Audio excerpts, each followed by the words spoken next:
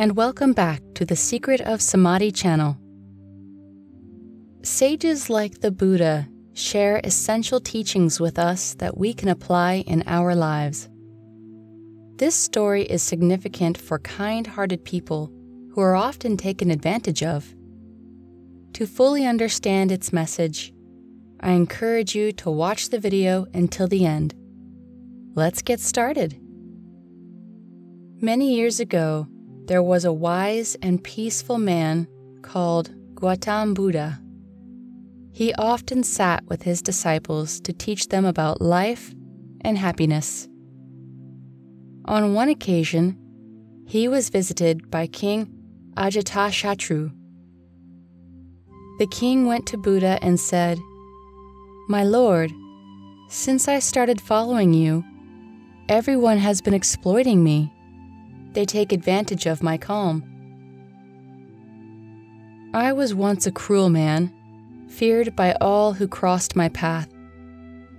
I would condemn others to death without a second thought. But since becoming your follower, I have changed.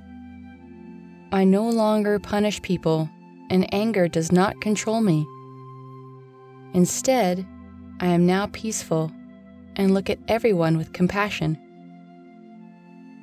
The issue is that some people have taken advantage of my good nature, which has resulted in a slew of issues from the political viewpoint as well, putting the citizens of my nation in danger." After King Ajatashatru's response, Buddha chose to share a fable with him. Near a town in the countryside, there was a big tree by a field, with a poisonous snake living in a hole beneath it. The snake would attack and poison anyone who walked by with its deadly bite. People stopped traveling that way so they wouldn't risk dying. A monk on his journey to the village passed by this lovely tree, and he decided to meditate beneath its shade before proceeding. When the monk came upon a snake, he was warned by some villagers who were returning home with their cattle. They informed him that the snake is extremely hazardous, and that anyone who approaches it is bitten and succumbed to its venom. But the monk refused to be discouraged, and he continued heading towards the tree. After the villagers left, the monk sat down to meditate. Suddenly, a snake came out of its lair and approached him aggressively.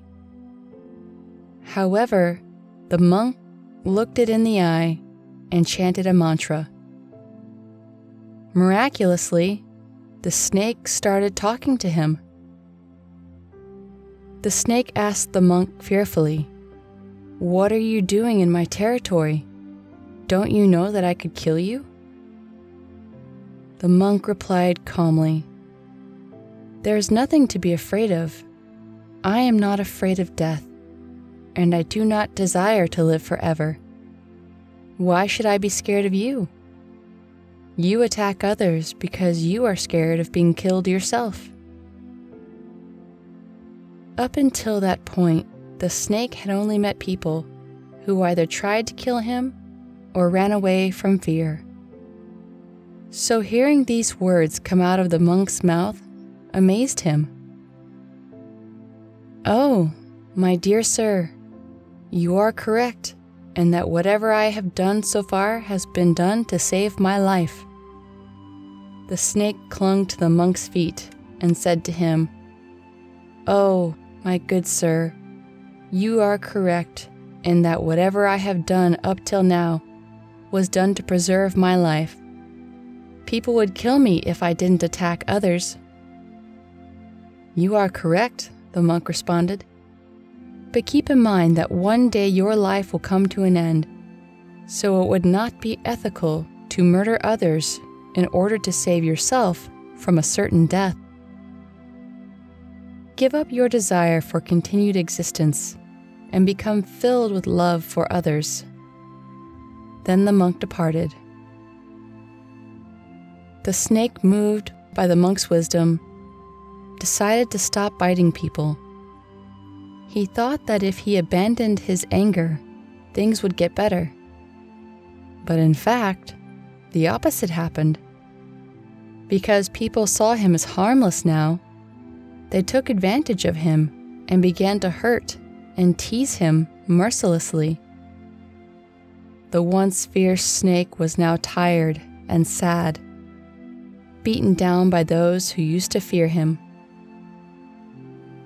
The monk, who had come from the village down that road, passed by again and saw the snake in an awful condition.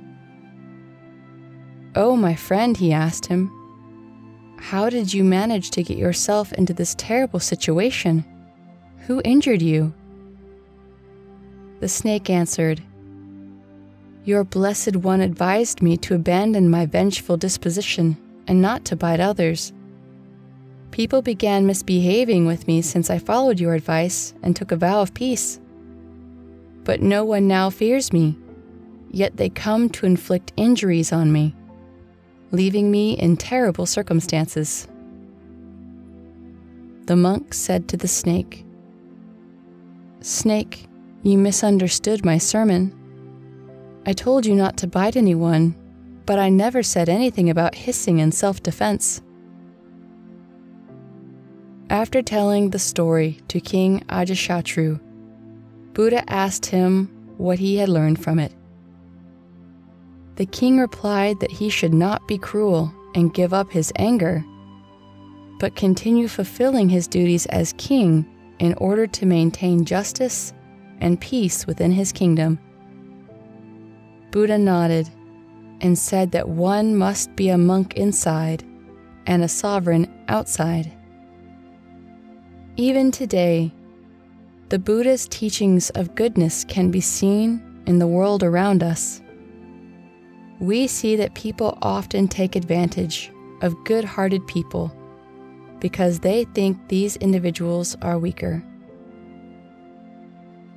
People who take advantage of the goodness of others often face many difficulties in their life.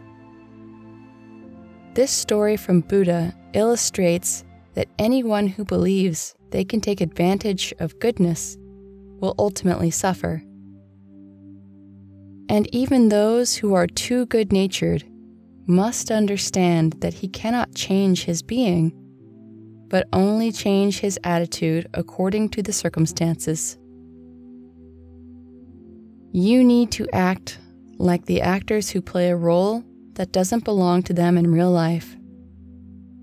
If they pretend to be bad things, they know it is just a work of art and that you don't have to actually change your being. This must be done in real life. It's an art of living, and if you can master it, no one will be able to stop you from having a successful and happy life, remaining charitable and preventing others from taking advantage of you. Master's life lesson has probably given you a lot to think about. In the comments, let us know how you would handle these types of situations, and if you have found yourself in either the snake or the king's position before.